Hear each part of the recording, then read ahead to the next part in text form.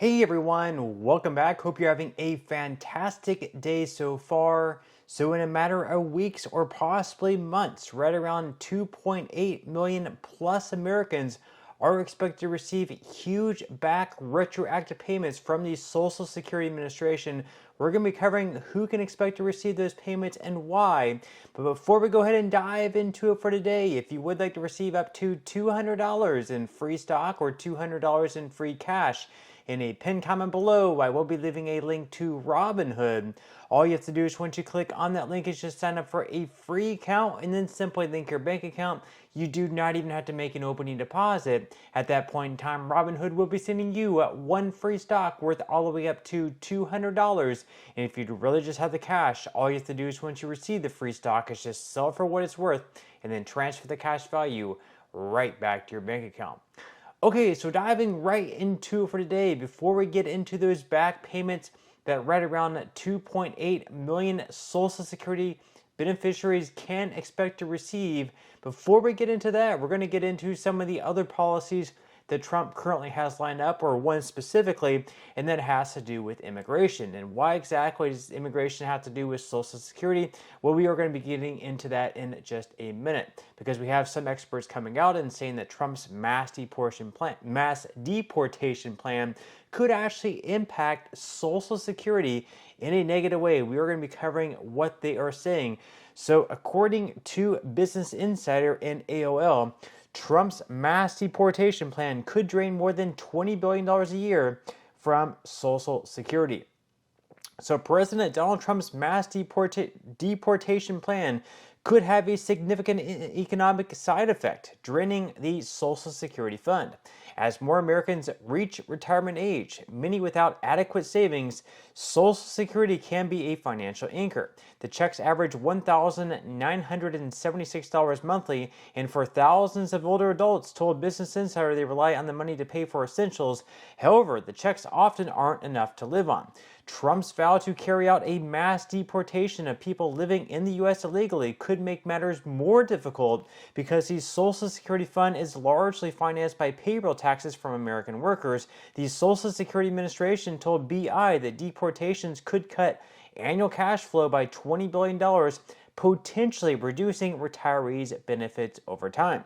Now, immigrants living in the U.S. illegally, about 8.3 million of whom work, also pay payroll taxes that fund Social Security and Medicare. They are ineligible to claim these benefits themselves. Now, what I will say before we go on to the rest of this article is that a lot of illegal immigrants that are here are also working in jobs that usually are paying under the table, maybe at like restaurants where they're actually receiving cash. And in those cases, of course, they're not paying taxes, not at the federal level, nor are they paying taxes that go into the Social Security Trust Fund or into Medicare.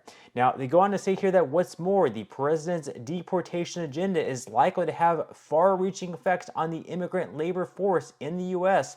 On January 20th, he signed an executive order declaring a national emergency at the U.S.-Mexico border, which would allow him to receive Pentagon support for carrying out deportations. He has also taken steps to end birthright citizenship and restrict asylum and other paths for people to enter the country legally. So he is doing a lot with immigration and things like that, ending birthright citizenship. Now, that wouldn't necessarily mean like if someone if you have a child or maybe one of your family members or a friend has a child, that their child would no longer be a U.S. citizen. Things have really changed since that was, put into the Constitution. It wasn't really necessarily put there where someone maybe that lives in, let's say, the Dominican Republic, for example, and they're flying to Canada, but they have a layover in New York, but whenever they get to New York, they have a child there. And then their child, all of a sudden, because they're born in the airport in New York, they're a citizen when they're actually, Dominican and they're traveling to Canada. It doesn't really make sense for their child to be an American just because they were born in an American airport, if that makes sense. But of course, leave your thoughts in comments below. Now, they go on to say here that some researchers are concerned that deportations could further constrict the already dwindling pool of Social Security funds. In 2022, immigrants living in the U.S. illegally paid $25.7 billion in Social Security taxes and $6.4 billion in Medicare taxes, per the left-leaning Institute on Taxation and Economic Policy. That same year, the Social Security Administration reported that it doled out benefits totaling over $1 trillion. The $20 billion that the Social Security Administration estimated that it could lose under Trump's deportation plans isn't an astronomically high number, but it still concerns many economists since the fund is already expected to dry up by the mid-2030s. And that's because there's not enough people paying into the trust fund, not enough young people working, paying into the Social Security Trust Fund taxes compared to the people who are receiving benefits.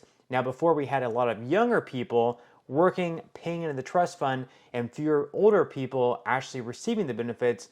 Now that ratio has completely changed just because people aren't having as much children as they were before. So now we have fewer people paying into the system and more people actually receiving those benefits. So the article here goes on to say that with Americans living longer and having fewer children, the number of retirees could quickly outpace the number of working age adults, meaning more people would rely on Social Security as fewer people pay into it. Over the past several decades, immigration has largely helped keep that ratio in check, as immigrants tend to be younger and have more children, adding to the population and labor force growth. So unless we bring more immigrants into the country, or we have people who are already Americans have more children, or we raise more taxes or cut benefits, we are going to run into that problem with the trust fund where it will be going insolvent eventually, which means that cuts across the board will have to happen. Now, moving on to our main topic of today's video, that is the back retroactive payments that are right around close to 3 million Social Security beneficiaries are going to be eligible for. Well, those are going to be going out in a matter of weeks, possibly even months, depends how long the Social Security Administration does all these calculations and is able to get those checks deposited into bank accounts or sent out in the mail. So according to the Motley Fool, the Social Security Fairness Act eliminated 2 Social Security provisions: the windfall elimination provision and the government pension offset. Both were similar in purpose, but the WEP targeted retired workers while the GPO focused on the spouses of those retired workers. These provisions reduced the benefits of workers who received, quote, non-covered pensions, that is, pensions paid by an employer that didn't withhold money from Social Security. You see this with government employees like teachers and police officers. It essentially altered their Social Security benefit formula to reduce the size of their checks because they didn't pay as much in payroll taxes over the years. Now that it's been repealed, these individuals will receive larger Social Security checks going forward because their benefits will be calculated in the same way as benefits of typical retired workers. Now, even better for these retirees is the fact that the law applies to all benefits issued after December 2023, so affected seniors who claimed benefits last year are entitled to back Social Security benefits. So anything after December 2023, that means that starting last year, January 2024, whatever your increase is or was supposed to be, you are going to receive that increase starting all the way back in January 2024, going forward until they start increasing in your monthly checks. So if it takes them to start adding into your monthly checks, if you don't see the increase from this until July, for example, you're going to receive back payments from January all the way through June. Now they go on here to say that if you qualified for a $360 monthly increase, you would be owed about $4,320 in back pay if you claim benefits for all of 2024. But again, this amount will vary by person and will actually be even more than that because it's going to be for January 2025 all the way until they finally implement this increase in your monthly checks. So far, the government hasn't made plans for when or how it will implement the new Social Security Fairness Act requirements. It'll likely be up to the incoming Trump administration to figure out the logistics, so it could be a little while before you see any of that money. The Social Security Administration will likely keep affected beneficiaries apprised of the situation. For now, its only guidance is to ensure that the SSA has your current mailing address and direct deposit information on hand. You can also update this in your My Social Security account or by calling or visiting your local Social Security office. Now, if you're already receiving checks normally, nothing that you have to do on your end. Obviously, you wouldn't have to update your bank account. Obviously, you would not have to update your address. If you're already receiving checks from the Social Security Administration, albeit a reduced check because of the WEP or the GPO, whenever they enact this increase, you will receive it normally. Plus, you will also receive your retroactive back payment as well, which once again is going to start all the way back from January of 2024. But that's all we have for today's video. I certainly hope you enjoyed and found value out of it, and I will see you in the next one.